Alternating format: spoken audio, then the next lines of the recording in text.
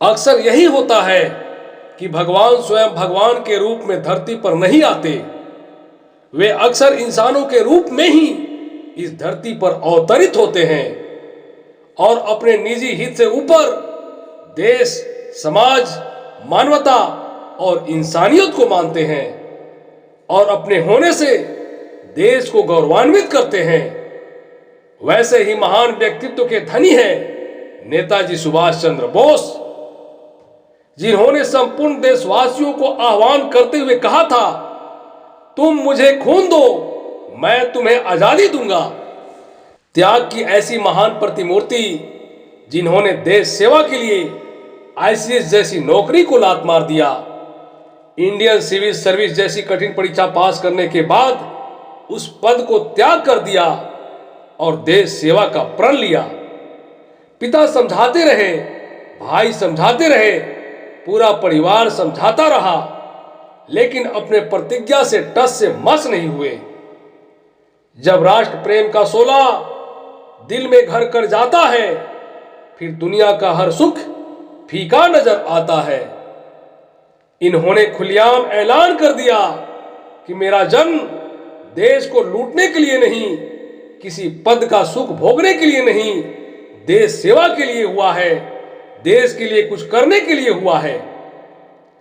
पूरे हिंदुस्तान को जब पता चला कि एक ऐसा भी व्यक्ति भारत की धरती पर अवतरित हुआ है जो अपना सर्वस्व त्याग कर मातृभूमि की सेवा करना चाहता है, जो मखमलों वाली बिस्तर को छोड़कर कांटों भरी जमीन को चुना है देश सेवा के लिए, वह कौन है? वह कौन है? वह कौन कोई और नहीं, नेताजी सुभाष चंद्र बोस है। नमस्कार, आज 23 जनवरी है, नेताजी सुभाष चंद्र बोस की जयंती। इस पावन अवसर पर मैं doctor Chhotelal Gupta, assistant professor, Netaji को कोटि कोटि नमन करता हूं, प्रणाम करता हूं। सुभाष चंद्र बोस का जन्म 23 जनवरी 1897 ईस्वी को आज ही के दिन कटक, जो कि उड़ीसा में है, पिता जानकी दास के घर हुआ था। पिता एक प्रतिष्ठित वकील थे। शिक्षा यूरोपियन स्कूल कटक से प्रारंभ हुई, फिर प्रेसिडेंसी कॉलेज में दाखिला लिए। वहां से उन्हें बाहर निकाल दिया गया क्योंकि वे वहां पर अपने भारतीय छात्रों पर हुए जुल्म के खिलाफ मुखर होकर बोलते थे। वहीं से देशभक्ति का अंकुरित बीज प्रस्फुटित होने लगा। देशभक्ति का जुनून जब सर पे छा जाता है, तभी कैरियर छोड़ के राष्ट्र की सेवा में बड़ा मजा आ जाता है। उधर ब्रिटिश सरकार ने भारत की स्वास्थ्य सेवाओं की बड़ा बुरा हाल कर रखी थी। इतना नजरअंदाज कर दिया था कि बड़ी बड़ी बीमारियों का अटैक चल रहा था और ये गरीबों की सेवा करना चाहते थे। Plague, cholera, malaria, smallpox, influenza जैसी खतरनाक बीमारियों का दौर चल रहा था। इसी दौरान कॉलरा यानी हैजा के कारण 2.5 लाख लोगों की मौत हो चुकी थी। कई बार कॉलरा लौट लौट के वापस आ रहा था। चारों तरफ महामारी की चीख पुकार गूंज रही थी। लाशों का अंबार लगा था। मां अपने बच्चे की लाश को लेकर गोद में रोए जा रही थी और वही दूसरी तरफ बेटा अपने पिता की लाश के पास बैठकर जोर जोर से चिल्ला रहा था। इनका दिल एकदम पसीज गया। ये घबरा गए। जितना बन पड़ता घूम घूम कर लोगों की सेवा करते, लवारिस परी लाशों का अंतिम संस्कार करते। बोस सहमे पड़े थे। वहीं उन्होंने प्रण लिया, मैं एक दिन इन सभी चीजों को ठीक करूंगा और भारत को सपनों का भारत बनाऊंगा। उधर अंग्रेजों के खिलाफ गांधी जी की स्वतंत्रता आंदोलन चरम पर थी। फिर क्या था, गांधी जी से प्रभावित होकर सुभाष चंद्र बोस राजनीति में कूद पड़े और कांग्रेस ज्वाइन कर लिया। 1928 आते आते कांग्रेस एक मजबूत आंदोलन बन चुकी थी। गांधी और नेहरू के विचारों से इनके विचार नहीं मिलते, लेकिन अंदर से दोस्त थे। वे गांधी को अपना गुरु मानते थे, उनका सम्मान करते थे। वे नेहरू के साथ मिलकर 1930 में लाहौर अधिवेशन में पूर्ण स्वराज का झंडा फहरा दिए। अब पूरे देश में सुभाष का कद बढ़ते जा रहा था। 1939 का समय आ गया। तब गांधी को अच्छा नहीं लग रहा था कि ये थोड़े गरम दल वाले बन रहे थे, क्योंकि गांधी व नेहरू थोड़ा नरम दल के थे। बोस चाहते थे कि अब पूरी दुनिया में लड़ाइयां हो रही है तो अब हमें भी लड़ना चाहिए। वर्ल्ड वॉर 2 चल रहा था। इस समय अंग्रेज कमजोर होते जा रहे थे, क्यों ना उनको हरा दिया जाए। यही सही समय है उन पर प्रहार करने की। लेकिन गांधी बोले, नहीं, मुझे आपका तरीका पसंद नहीं है, क्यों ना इलेक्शन करा ले। उधर कांग्रेस प्रेसिडेंट के इलेक्शन का भी समय आ गया। बोस अपने गुरु गांधी जी से आशीर्वाद लेकर इलेक्शन में कूद पड़े। उधर गांधी सीतारमैया को सुभाष के खिलाफ खड़ा कर दिया और वे सीतारमैया के लिए कैंपेन भी करने लगे। जब चुनाव का रिजल्ट आया, सब चौंक गए। सुभाष चंद्र बोस भारी मतों से विजयी हुए। सीतारमैया हार गए। गांधी बहुत दुखी हुए। अब सुभाष चंद्र बोस का कद बहुत बढ़ चुका था, लेकिन गांधी के दबाव में एक सच्चे शिष्य एकलव्य की तरह अपने गुरु महात्मा गांधी के चरणों में आकर उन्होंने त्याग पत्र दे दिया और बोले कि हम जानते हैं कि हमारे विचार अलग अलग हो सकते हैं, लेकिन हमारे लक्ष्य एक ही है, हमारा मकसद एक ही है, देश की आजादी। सुभाष चंद्र बोस ने सोचा कि अब देश में बात नहीं बन पा रही है। कांग्रेस को इनकरेज किया कि जो कर रहे हो करते रहो और गांधी को सपोर्ट करते रहो। ये इतने इंटेलेक्चुअल थे, इतने बुद्धिमान थे कि मन ही मन सोचा कि मैं क्यों ना बाहर बाहर ग्लोबल अलायंस बिल्ड करूं। 2 ताकतें आपस में लड़ रही थी। एक तरफ एलाइड पावर जिसमें इंग्लैंड, फ्रांस, पोलैंड, यूएसए और सोवियत यूनियन थी। दूसरी तरफ एक्सेस अलायंस जिसमें जर्मनी, इटली, जापान थे। ये वर्ल्ड वॉर 1 में भी हारे थे और दोबारा वर्ल्ड वॉर 2 में भी साथ आ गए थे। और भारत का दुश्मन ब्रिटेन, जो एलाइड पावर का एक हिस्सा था, तो इन्होंने सोचा क्यों न किसी एक्सेस पावर से सपोर्ट ले लिया जाए। तेज वो नहीं होते जो मौके का इंतजार करते हैं, बल्कि तेज वो होते हैं जो सही मौके पर वार करते हैं। उन्होंने सोचा दुश्मन का दुश्मन दोस्त होता है। ये सोचकर वे जर्मनी हिटलर से मिलने पहुंच गए। हिटलर से मिलने की भी एक इनकी जबरदस्त किस्सा है। सुभाष चंद्र बोस को बड़ा मुश्किल से हिटलर से मिलने का अपॉइंटमेंट मिला। जब वे जाकर बाहर ड्राइंग रूम में बैठे हुए थे तो अचानक एक आदमी जो हिटलर का 2 कॉपी था आया। हेलो, मैं हिटलर हूं।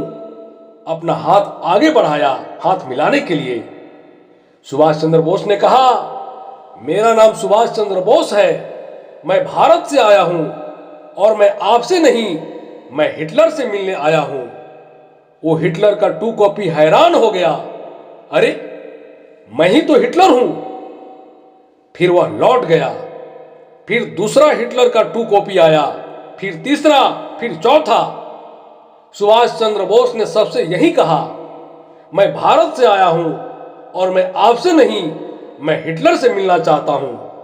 सब हैरान हो गए कि ये क्या चक्कर है।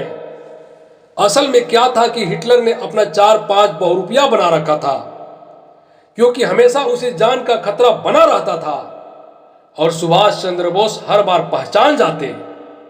जब हिटलर को यह बात पता चली तो उसकी बुद्धि चकरा गई। वह सोचने लगा, सांप सपेरों और जादू टोने वाला देश का व्यक्ति इतना इंटेलिजेंट, इतना बुद्धिजीवी, ये कैसे हो सकता है। फिर स्वयं हिटलर सुभाष चंद्र बोस से मिलने आए। उनके लिए यह पहली बार हुआ कि इस पृथ्वी पर हिटलर को किसी ने पहचान लिया कि यह असली हिटलर नहीं है। तो फिर हिटलर स्वयं आकर कुछ दूर पर खड़े होकर सुभाष चंद्र बोस को देखने लगे कि क्या चक्कर है, ये पहचानता कैसे है। दूर से खड़े होकर बोले कि बताइए क्या बात है, क्यों मिलना चाहते हैं हिटलर से। और तभी सुभाष चंद्र बोस आगे बढ़े और बोले, मैं सुभाष चंद्र बोस भारत से आया हूं। मैं आपका बहुत धन्यवाद करना चाहता हूं कि आपने मुझे मिलने का मौका दिया। हिटलर यह देखकर हैरान हो गया कि ये आदमी मुझे पहचाना कैसे, और बिल्कुल ठीक पहचाना, और पूछ बैठे कि सब कुछ छोड़ो, पहले ये बताओ कि तुमने हमें पहचाना कैसे, बताओ पहचाना कैसे। आज तक दुनिया में कोई पहचान नहीं पाया। मेरे यही सारे 2 कॉपी जो हिटलर के होते हैं पूरी दुनिया में घूम आते हैं, सारे काम कराते हैं, और तुमने पहचान लिया। तभी सुभाष चंद्र बोस बोले, मैं आपसे मदद मांगने आया हूं, आपके चौखट पर आया हूं। आपके स्वभाव में थोड़ा प्राउडनेस होना चाहिए, गर्व वाला होना चाहिए, और आपके 2 कॉपी आके पहले ही हाथ आगे बढ़ा देते थे कि मैं हिटलर हूं। बताइए, आपके 2 कॉपी सही बिहेवियर डिस्प्ले नहीं कर रहे थे, उनके चेहरे में वो गर्व के भाव नहीं थे। और फिर क्या था, हिटलर की बुद्धि चकरा गई। बोला कि ऐसा इंटेलिजेंट आदमी मैंने कभी देखा ही नहीं, इसको बोलते हैं एक्यूरेट जजमेंट। इसके बाद हिटलर से मुलाकात हुई और हिटलर इतना प्रभावित हुआ कि जो 4000 युद्धबंदी बना रखे थे, जो अंग्रेजों से जीते थे, उनको आजाद कर दिया और वे वहां से आजाद हिंद फौज में शामिल हो गए। हिटलर ने इनकी हेल्प की और कहा, देखो अगर आप अपने देश को आजाद करना चाहते हो तो आगे बढ़ो। भारत इस समय जर्मनी से बहुत दूर है और जापान एक्सेस पावर है जो कि हम लोगों के साथ है। मैं जापान में आपकी बात करवा देता हूं, कुछ सिस्टम तय कर देता हूं। आप जापान के प्रधानमंत्री से मिलिए, जापान आपकी मदद करेगा, और जापान भी अंग्रेजों के खिलाफ है। ये बात सुनकर सुभाष चंद्र बोस बड़ा खुश हुए, बहुत अच्छा लगा। फिर वहां से जापान पहुंच गए। जापान के प्रधानमंत्री से मुलाकात हुई। जापानी प्रधानमंत्री बोस से बहुत प्रभावित हुए और भारत को हर संभव मदद करने का भरोसा का ऐलान अपने पार्लियामेंट में जाकर कर दिया। सुभाष चंद्र बोस जानते थे कि जापान का सिंगापुर के साथ झगड़ा चल रहा है। वहां अंग्रेजों के 85,000 सैनिकों में 45,000 भारतीय सैनिक थे। सुभाष चंद्र बोस पहले से ही जापानियों के साथ मिलकर एक योजना बना रखी थी कि जब तुम सिंगापुर में बम गिराओगे तो साथ में पर्चे भी फेंक दो। हर पर्चे हिंदी में, तमिल में और अंग्रेजी में लिखो। तुम भारतीय कब तक अंग्रेजों के गुलाम बन के साथ लड़ते रहोगे। अब वहां पर जितने भी सिंगापुर में भारतीय सैनिक थे वो पर्चा पढ़ लेते थे और वहां पर उनके अंदर विद्रोह चालू हो गया। वहां इनकी रणनीति काम आई, इनको सफलता मिली। भारतीय सैनिकों के विद्रोह से सिंगापुर आसानी से जापानियों के कब्जे में हो गया। वहां जो ब्रिटिश आर्मी के अंदर 45,000 भारतीय सैनिक थे, जापान ने उनको सुभाष चंद्र बोस को वापस कर दिया और यहां से तैयार हुई पूरी आर्मी, आजाद हिंद फौज। और ये आजाद हिंद फौज अंग्रेजों को नाको चने चबाने पर मजबूर कर दिया। यही आजाद हिंद फौज 1944 में अंग्रेजों को खदेड़ कर मणिपुर में पहली बार तिरंगा झंडा फहराया। सारा देश हिल गया। एक बात आपको बता दूं कि गांधी जी भी दिल से सुभाष चंद्र बोस को मानते थे कि हिंदू और मुसलमान किसी एक लीडर को इकट्ठा मानते हैं तो वे है सुभाष चंद्र बोस। एक कहानी है, जब सुभाष चंद्र बोस रंगून में अपनी फौज इकट्ठा कर रहे थे, आजादी के लिए सबसे योगदान मांग रहे थे, वहां पर एक मुसलमान व्यक्ति आगे आया और बोला, नेताजी मैं आपको अपना सब कुछ देने को तैयार हूं। मेरे पास कुछ करोड़ रुपये हैं। उस समय कुछ करोड़ रुपये बहुत मायने रखते थे। मेरे पास करोड़ रुपये हैं, घर है, मेरा परिवार है, बच्चे हैं, सब भारत माता की आजादी के लिए देना चाहता हूं। तब सुभाष चंद्र बोस उस मुसलमान व्यक्ति से बोले कि तुम क्यों अपना सब कुछ देना चाहते हो और दे दोगे तो अपना घर कैसे चलाओगे। तब उस मुसलमान व्यक्ति ने कहा, अब घर को थोड़े चलाना है, अब तो मैं भी, मेरी पत्नी भी और मेरा बच्चा भी आपकी सेना में है। एक बार मोहम्मद अली जिन्ना ने भी बोला था कि अगर सुभाष चंद्र बोस देश के प्रधानमंत्री बनते हैं तो उनके साथ रहने को तैयार हूं। उनको अलग पाकिस्तान नहीं चाहिए।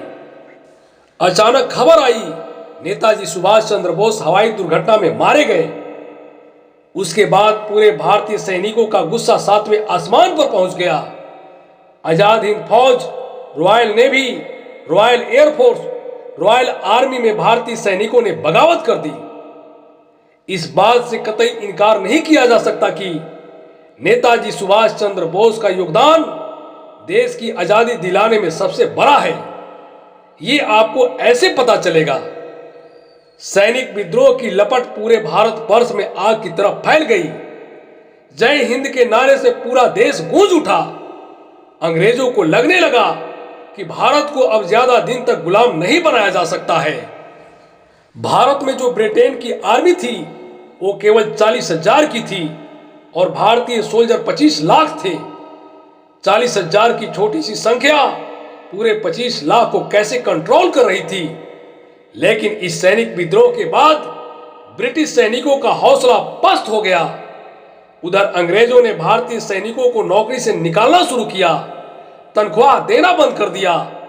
अब यहां पर विद्रोह और तेज हो गया। जो अंदर बचे थे वो भी विद्रोह कर रहे थे, जो बाहर बचे थे वो भी विद्रोह कर रहे थे। अगर कोई पूछे कि सुभाष चंद्र बोस ने क्या किया, तो सुभाष चंद्र बोस ने यही किया। पूरे भारतीय सेना में देशभक्ति की भाव ऐसे भरे कि अब अंग्रेजों का जीवन दुभर हो गया। वे समझ गए कि अब हम यहां ज्यादा दिन तक रुक नहीं सकते। परिस्थितियां करवटें ले रही थी। अब परिस्थिति को देखकर उसी समय ब्रिटिश हुकूमत ने भारत को स्वतंत्र करने की घोषणा कर दी और देश 15 अगस्त 1947 को आजाद हुआ। उस समय के ब्रिटिश प्रधानमंत्री क्लाइमेट एटली, जिन्होंने इंडिया इंडिपेंडेंस एक्ट पर हस्ताक्षर किए, जिसके बाद देश आजाद हुआ, 1956 में भारत आए, तो पत्रकारों ने पूछा कि आप वर्ल्ड वार 1 में भी जीत गए, वर्ल्ड वार 2 में भी जीत गए, आप इतने पावरफुल थे, फिर भी क्यों भारत छोड़ दिए इतना जल्दी?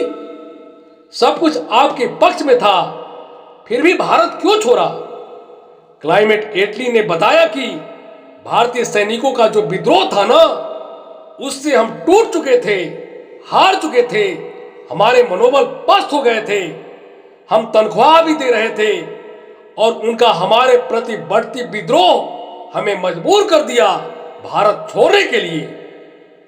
यह है स्वतंत्रता संग्राम में सुभाष चंद्र बोस का योगदान, जिसे जुगों जुगों तक भुलाया नहीं जा सकता। हजारों साल नरगिस अपने बेनूरी पे रोती है, बड़ा मुश्किल से होता है चमन में दीदावर पैदा।